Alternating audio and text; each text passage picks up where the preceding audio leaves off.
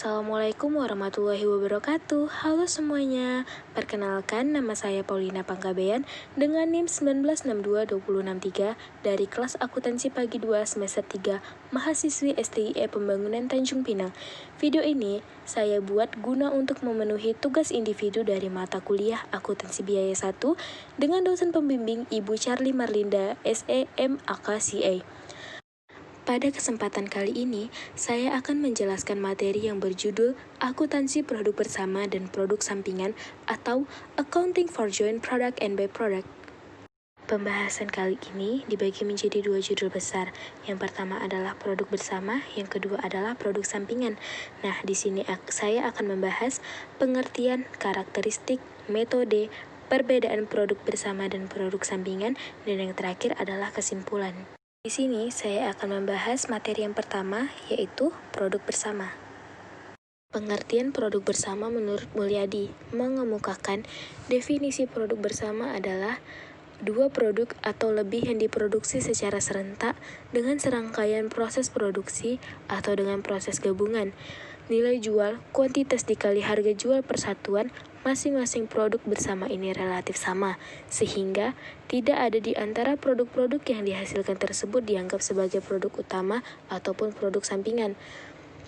Sedangkan menurut Abdul Halim mendefinisikan produk bersama atau yang disebut dengan joint cost adalah beberapa produk yang dihasilkan dari suatu rangkaian atau seri proses produksi secara serentak dengan menggunakan bahan baku, tenaga kerja, dan overhead pabrik yang sama, yang tidak dapat dilacak atau dibebankan atau dipisahkan pada setiap produk dan mempunyai nilai jual atau kuantitas produk yang relatif sama. Dari kedua pendapat para ahli di atas, dapat disimpulkan bahwa produk bersama atau yang dikenal dengan joint product adalah berbagai jenis produk yang dihasilkan secara bersamaan atau serempak menggunakan satu atau beberapa bahan baku labor dan fasilitas pabrik yang sama.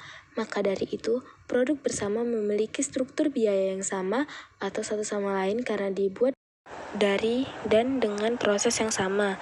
Contohnya ialah ketika proses pembuatan mie instan, produk yang dihasilkan dari proses bersama tersebut ada dua, yaitu mie rebus dan mie goreng. Bila Anda perhatikan, produk-produk tersebut memiliki harga jual yang relatif sama.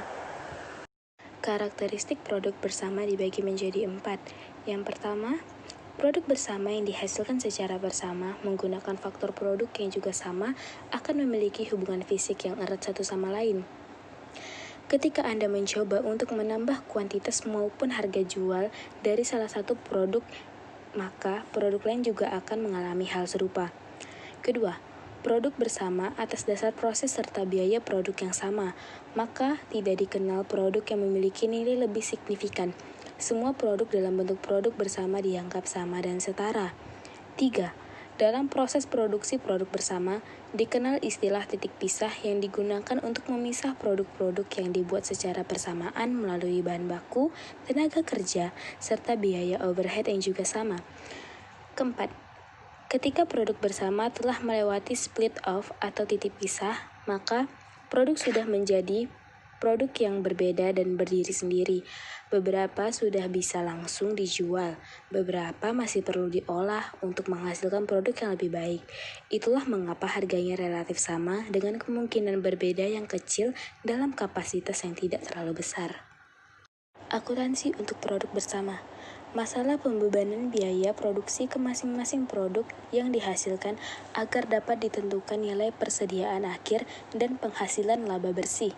Dalam hal ini, terdapat beberapa metode untuk mengalokasikan biaya bersama ke masing-masing produk, yaitu sebagai berikut. Pertama, metode nilai pasar relatif atau yang disebut dengan metode nilai jual relatif. Kedua, metode kuantitatif unit atau yang disebut dengan metode satuan fisik. Ketiga, biaya rata-rata sederhana per unit atau yang disebut dengan metode rata-rata biaya persatuan. 4. Metode biaya rata-rata pertimbangan per unit atau yang disebut dengan metode rata-rata tertimbang. Kita akan masuk ke materi yang kedua, yaitu produk sampingan. Pengertian produk sampingan. Produk sampingan adalah sebuah produk yang terbuat dari proses pembuatan produk utama. Produk sampingan bukanlah hasil utama yang diinginkan perusahaan, namun tidak dapat dihindari dari proses pengolahan produk karena sifat bahan yang digunakan. Oleh karena itu, produk sampingan biasanya akan berharga lebih kecil dengan kuantitas yang sedikit lebih ketimbang produk utama. Contohnya adalah pada proses penggergajian kayu. Perusahaan ingin membuat kayu lapis dan papan kayu sebagai produk utama mereka. Namun, serbuk-serbuk yang dihasilkan selama proses penggergajian bisa diolah atau dijual atau dimanfaatkan sebagai lem pembentukan papan. Karakteristik produk sampingan dibagi menjadi 4. Yang pertama, produk sampingan dihasilkan secara bersamaan dengan produk utama dalam suatu proses produksi. Namun, perusahaan tidak memiliki intensi untuk membuat produk ini. 2. Produk sampingan memiliki nilai jual yang lebih kecil daripada produk utama. Selain itu, kuantitas dari produk sampingan juga jauh lebih sedikit dari main produk yang dibuat perusahaan. 3. Produk sampingan memerlukan proses lebih lanjut sebelum siap digunakan atau dijual. 4. Produk sampingan secara tidak pernah tercipta tanpa adanya proses produksi untuk pembuatan produksi utama. Hal ini karena produk sampingan tercipta dari bahan baku produk utama. Akuntansi untuk produk sampingan. Metode akuntansi yang digunakan untuk memperlakukan produksi sampingan dapat dibagi menjadi 2 golongan.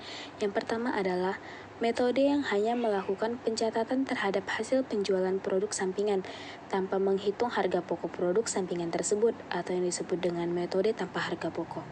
Yang kedua, metode yang membebankan biaya-biaya produksi ke produk utama dan produk sampingan atau yang disebut dengan metode harga pokok. Di sini ada beberapa perbedaan antara produk bersama dan produk sampingan, yaitu sebagai berikut. Pertama, produk bersama mengacu pada 2 atau lebih produk yang persyaratan bahan bakunya umum serta mereka melalui proses manufaktur yang sama hingga titik produksi tertentu. Setelah itu, dijual atau diproses lebih lanjut. Sebaliknya, produk sampingan menyinggung produk dengan nilai yang dapat digunakan rendah yang diproduksi bersamaan dengan produk yang memiliki nilai penggunaan yang lebih tinggi. Kedua, produk-produk bersama memiliki nilai jual yang sama, dan itulah sebabnya tidak ada satupun dari mereka dapat dianggap sebagai produk utama. Sebaliknya, nilai jual produk samping lebih relatif rendah daripada produk utama. Ketiga, produksi yang bersama dilakukan dengan sengaja oleh manajemen organisasi masing-masing, sedangkan tidak ada niat untuk memproduksi produk sampingan, sehingga diproduksi secara tidak sengaja. Keempat, produk gabungan diproduksi dari bahan baku, berbeda dengan produk sampingan yang diproduksi dari bahan buangan dari proses utama. Dalam hal bersama, pemprosesan selanjutnya sering diperlukan untuk meningkatkan kualitas atau mengubahnya menjadi produk jadi, di mana uang ditambah dikeluarkan. Berbeda dengan ini, sebagian besar produk sampingan dijual dalam bentuk asli tetapi dapat diproses lebih lanjut jika dapat menghasilkan nilai yang lebih tinggi. Dari materi biaya produk bersama dan produk sampingan yang telah saya paparkan tadi, saya dapat mengambil kesimpulan yaitu sebagai berikut. Yang pertama, biaya produk bersama juga bisa diartikan sebagai biaya yang dikeluarkan sejak saat mula-mula bahan baku diolah sampai dengan saat berbagai macam produk dapat dipisahkan identitasnya. Biaya produk bersama ini terdiri dari biaya bahan baku, biaya tenaga kerja, dan biaya overhead pabrik. Kedua, pembedaan produk utama dan produk sampingan terletak pada nilai jualnya. Jika nilai jual salah satu produk lebih kecil dari yang lainnya, maka dikategorikan sebagai produk sampingan. Sedangkan apabila produk-produk yang dihasilkan relatif, maka dikategorikan sebagai produk bersama. Dari materi di atas, saya mengambil dari 2 referensi buku dan 1 jurnal. 2 referensi buku tersebut adalah Akuntansi Biaya, edisi kelima dari Mulyadi. Yang kedua adalah Dasar-Dasar Akuntansi Biaya, edisi keempat dari Abdul Halim.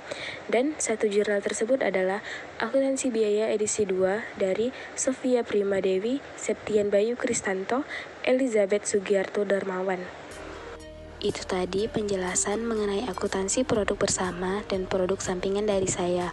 Kurang lebihnya, saya mohon maaf apabila terdapat kekurangan dari penjelasan materi yang saya paparkan. Apabila ada saran, kritikan, dan pertanyaan, boleh tulis di kolom komentar ya guys. Jangan lupa di like, di komen, di subscribe, dan di share ke teman-teman kalian. Makasih. Wassalamualaikum warahmatullahi wabarakatuh. Bye-bye.